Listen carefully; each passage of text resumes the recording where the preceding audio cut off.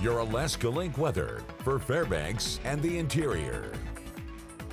As we've moved into this week of April, we've continued a fairly similar weather pattern we have seen much of this month, where it's been fair weather conditions and watching warming temperatures. Noting that up through the Denali National Park here, that view showing some of that cloud cover sliding in, but still thinning up that cloud cover to allow for some good gaps of that blue sky. Noting that we have very limited snowpack now here in the valley, and we're going to start to see that snow level rise for some of our higher elevation points too, continuing to see the snowpack melt, and also noting that we'll have to keep an eye on our riverways, talking about that river melt.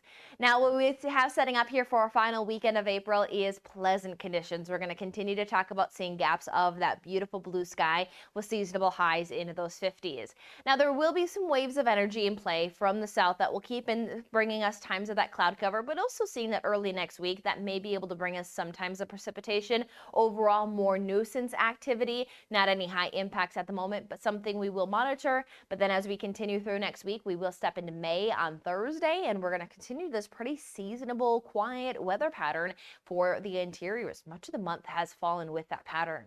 Now, for a Saturday, morning low of 29 degrees to an afternoon high 52. So again, hovering again right on those averages.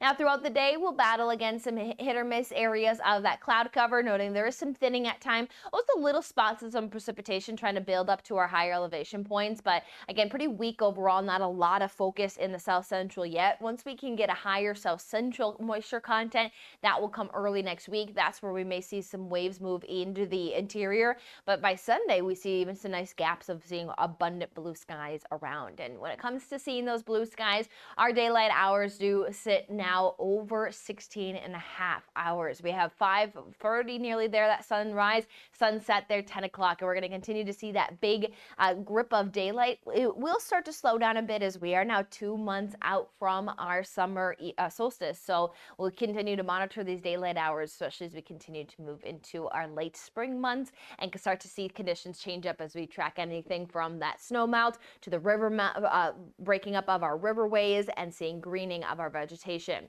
Now, much of the local valleys looking at heading into those 50s, much of the interior at least heading into those 40s. Sunday, it does look to be a little bit more of the brighter day widespread for the region, allowing for even 52 in Anana, 55 in Delta Junction, and then 54 here into Fairbanks.